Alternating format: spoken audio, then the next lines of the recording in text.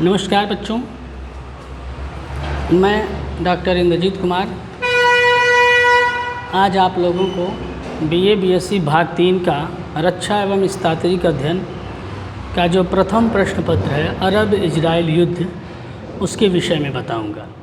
सबसे पहले अरब इजराइल युद्ध की पृष्ठभूमि समझ लीजिए। इसकी पृष्ठभूमि क्या है? यहूदी, इस्लाम और ईसाई धर्मों का जन्म स्थल मध्य पूर्व अर्थात वेस्टर्न एशिया का एक क्षेत्र विशिष्ट भौगोलिक प्रदेश है जो 5 सागरों से घिरा हुआ है। इसमें मुख्य रूप से जो राष्ट्र आते हैं टर्की, ईरान, सऊदी अरब, सीरिया, लेबनान, जॉर्डन, मिस्र और इजराइल शामिल हैं। मध्य पूर्व के सभी राज्य इजराइल को छोड़ करके प्रायः इस्लामिक हैं। इजराइल एकमात्र ऐसा राज्य है जो यहूदी राज्य है, यानी यहूदी धर्म को मानने वाला राज्य है, राष्ट्र राज्य की इजराइल। आज जहाँ इजराइल है वह क्षेत्र सीरिया, लेबनान, जॉर्डन तथा फिलिस्तीन का कुछ क्षेत्र जो प्राचीन काल में फिलिस्तीन के नाम से जाना जाता था।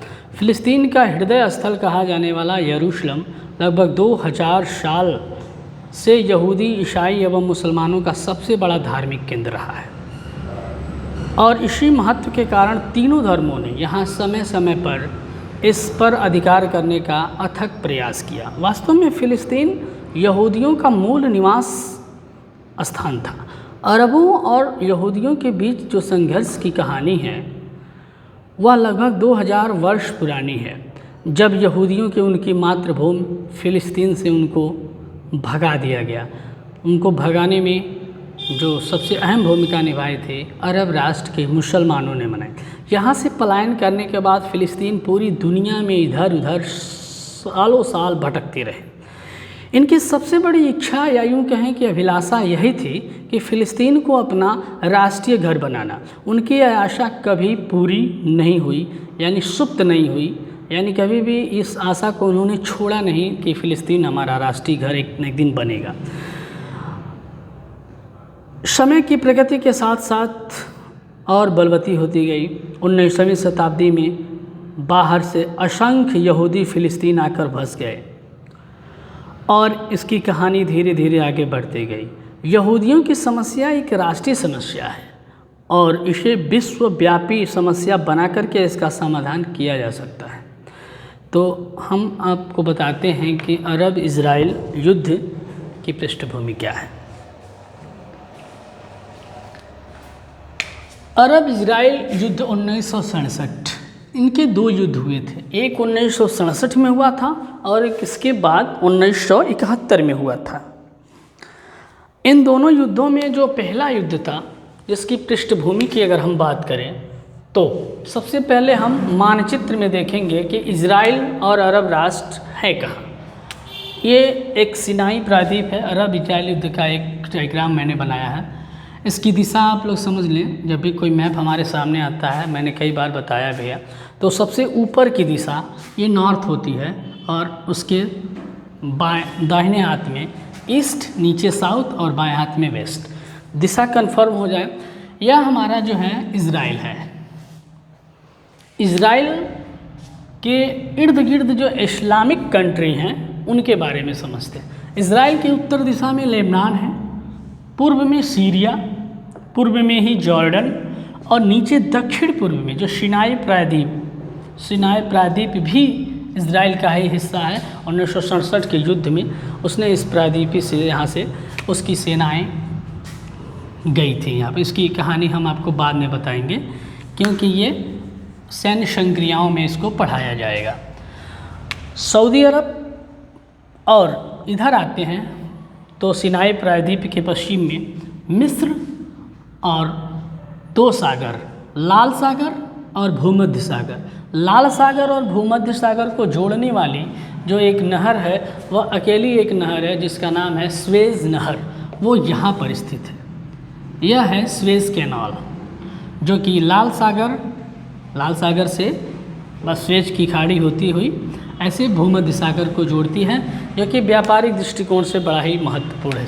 स्वेज नहर जो है मिस्र के क्षेत्र में आता है।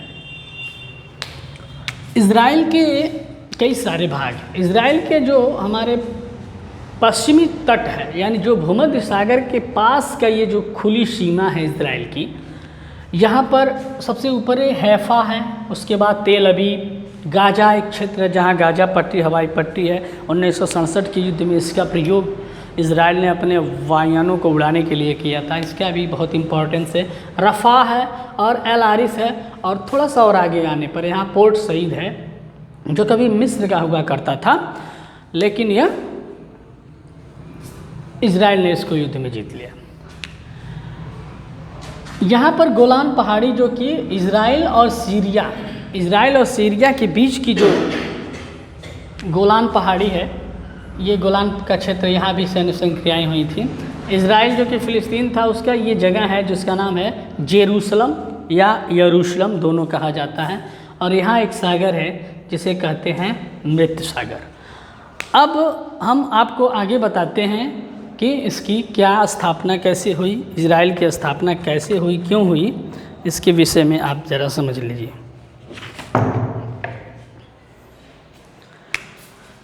पांच महासागर, भूमध्य सागर, लाल सागर, कैस्पियन सागर, फारस की खाड़ी, काला सागर, इन 5 महासागरों से घिरा हुआ यह क्षेत्र है जो कि अरब और इजराइल राष्ट्र, यह मध्य पूर्व में है।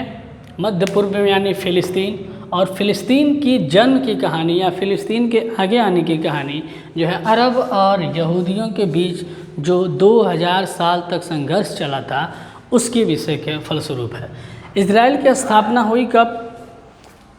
इजराइल की स्थापना 1947 में, जब ब्रिटेन द्वारा फ़िलिस्तीन को UNO, United Nation of Organisation, यानी संयुक्त राष्ट्र संघ के द्वारा जब यह हस्तक्षेप करके अलग किया गया, तो 30 अगस्त 1947 को यूएनओ ने फ़िलिस्तीन को 3 हिस्सों में बांटा।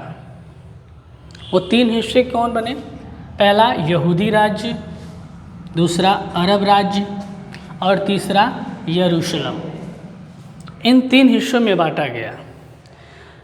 यहूदी जो थे, इनके इस बंटवारे को, यानी यूएनओ के इस बंटवारे को इन्होंने स्वीकार कर लिया, लेकिन अरब राष्ट्रों ने इसका विरोध किया। अरब राष्ट्रों ने फ़िलिस्तीन के 3 टुकड़े या 3 भागों में बांटने में असहमति जताई और उन्होंने संघर्ष शुरू कर दिया यहूदी राज्य इजराइल के खिलाफ। आगे देखते हैं कि सीमाएं, जो इजराइल की सीमा है वह जॉर्डन से लगभग 567 किलोमीटर ये साझा करती है।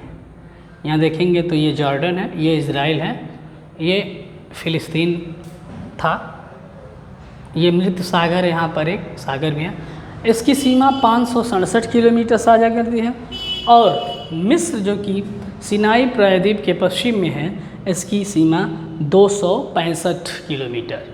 लेबनान के साथ भी इसकी सीमाएं जुड़ी हुई हैं। गोलान पहाड़ी की संक्रियाएँ हैं और भूमध्य सागर के पास अल आरिफ, रफ़ा, गाजा, तेल अवीव और हैफा, इन सब के साथ ये सऊदी अरब का ही भाग है, जो कि अकाबा की खाड़ी इसे कहा जाता है, यहाँ पर है।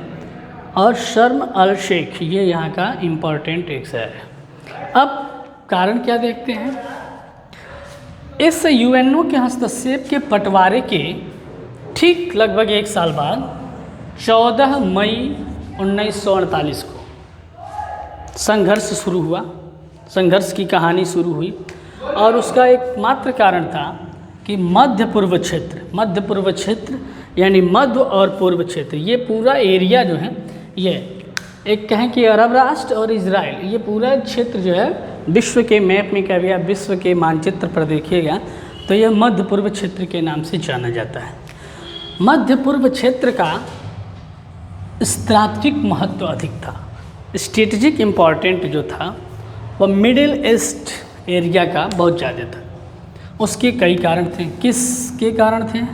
नंबर 1, पहला सबसे बड़ा जो कारण था वह था स्वेज नहर, क्योंकि स्वेज नहर भूमध्य सागर, लाल सागर को जोड़ती थी और वह उस समय, या यूँ कहें कि वर्तमान में भी, सबसे बड़ा व्यापारिक रूट था, क्योंकि भूमध्य सागर से लाल सागर होते हुए एशिया में प्रवेश करने का एकमात्र रास्ता कम दूरी का, यूँ कहें कि कम दूरी कम करके जो रास्ता था वह था स्वेज नहर। स्वेज नहर से भूमध्य सागर से यूरोप कंट्री के बड़ी बड़ी जहाज़ें यहाँ से प्रवेश करते हैं और स्वेज की खाड़ी होती हुए लाल सागर, और लाल सागर से एशिया में चले जाते हैं, जहाँ पर ये भारत या मिडिल ईस्ट एशिया में पहुँच जाते थे।